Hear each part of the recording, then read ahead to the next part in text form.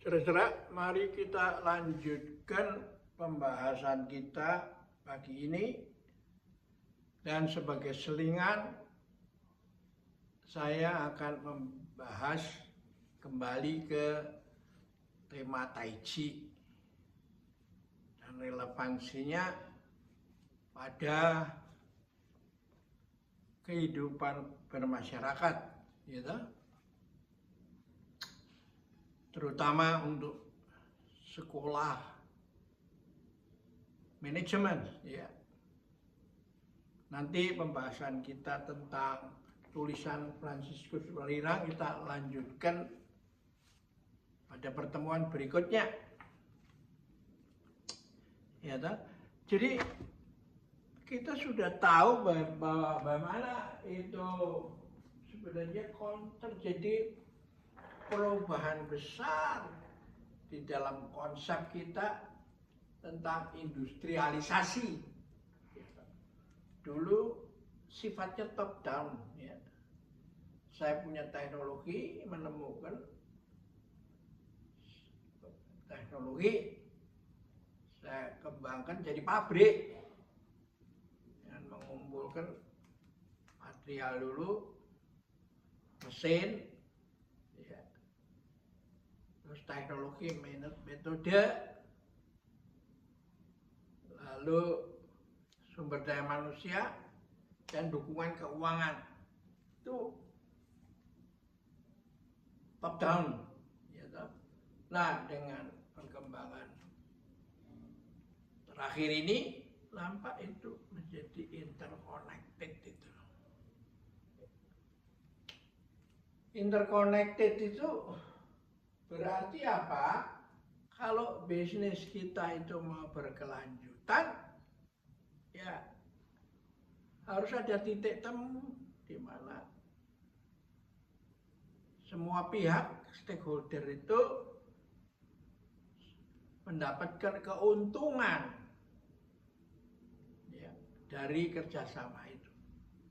Kalau ketimbangan adalah terjadi, yaitu eksploitasi daripada satu pihak aja dan yang lain dirugikan, ya oke. Kita akan jalan tapi pincang karena yang pihak lain itu tidak mau bisa ikut terus dan selalu menggerutu dan akhirnya kerjanya tidak senang dan lalu kualitas produknya atau jasanya menjadi menurun, kan? Nah, karena itu memang kalau dikaitkan dengan exercise fisik bagaimana? Ya, karena itu dan mengapa Tai Chi ini bisa menjadi suatu exercise untuk para manajer itu. Ya. Jadi artinya menggerakkan bukan dengan power, paksakan gitu, seperti Machiavelli atau Clausewitz, ya toh? Tapi seperti yang dikatakan Daud Yusuf adalah menjadi spesialis for the construction of the whole itu. Nah, karena itu Tai Chi yang untuk manajer itu beda dengan Tai Chi untuk bela diri. Tai Chi bela diri ada pukulan, gebrakan, menjatuhkan lawan, ya. Kalau Tai Chi untuk para manajer adalah Tai Chi yang mengajarkan interaksi yang terus-menerus, yang tiada henti. Akhir dari satu gerakan merupakan awal dari gerakan berikutnya. Jadi suatu continuous proses sambung menambung yang merupakan perpaduan antara saling menghidupi dengan saling membatasi. Ya. Nah, umpamanya adanya siang karena ada malam. Kalau nggak ada ya susah. Membedakan hari tanggal berapa toh. Demikian sebaliknya. Juga di dalam hubungan 5 unsur, kayu, logam, api, air, tanah. Itu semua kerjasama itu tidak bisa one way kayak dulu itu. Mendikte, menguasai. Tapi terjadi interaksi, saling menghidupi dan membatasi itu. Ya. Dan untuk itu harus dikembangkan, dilatih habit untuk bermusyawarah untuk mencapai mufakat itu, seperti dikatakan oleh Undang-Undang Dasar atau Pancasila itu sendiri kan. Nah karena itu Tai Chi itu melatihnya dengan ini, ada bola, ini ada. Nah ini harus begini, kita dilatih memahami bahwa hidup ini ya kolaborasi, ya. Dan ada kalanya kita menang di atas, ada kalanya kita di bawah, ya toh. Tapi tidak harus selalu putus, ya toh. Tapi karena itu harus terus-menerus sambung menyambung, ya. Nah, itu hanya bisa terjadi kalau mentalitinya sama. Nah, kita tarik di tempat yang paling tinggi adalah tujuan latihan kita adalah di 4 samudra dan 5 benua, semua orang bersaudara. Ya. Nah, itu berarti apa? Kalau tujuannya begitu, prosesnya juga begitu kan. Nggak bisa prosesnya itu memukul, menjatuhkan orang. Gitu.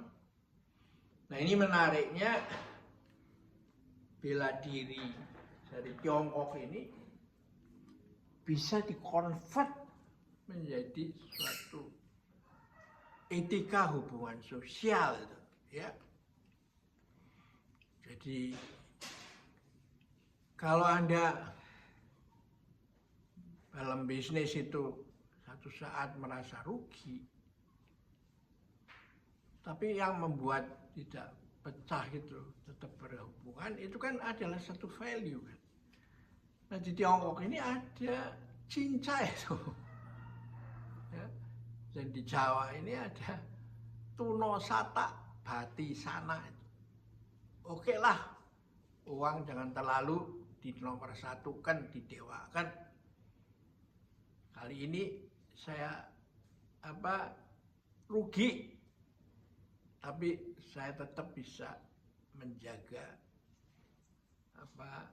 hubungan bati sana untung, punya saudara itu, ya sana. Gitu. Jadi kalau hubungan majikan atau buruh sama pemilik modal atau pengusaha itu bisa dikembangkan dengan nilai ini, maka kerjasama itu akan terus langgeng. Gigi dan lidah yang dekat bisa kegigit itu, apalagi dunia usaha yang melibatkan banyak orang loh. Nah, jadi ada safety belt atau safety ranjang atau pengaman itu, kenyal itu, shock breaker itu. Ya. Karena itulah memang itu satu-satunya jalan untuk menghindari cepat-cepat terjadinya robotisasi. Sebab kalau terlalu cepat akan menimbulkan masalah sosial, gitu, yang dampaknya lebih luas, bisa merusak sendi-sendi kehidupan, ya. Jadi itulah saya mau menjelaskan mengapa Tai Chi as a must sebagai satu latihan yang tidak bisa dielakkan, mandatori untuk sekolah manajemen ya, supaya kita tidak menjadi manajer seperti pisang Ambon itu ya, di luarnya kuning, di dalamnya putih ya. Oke, kita akhiri sampai sini dulu ya, kita jumpa lagi di lain kesempatan.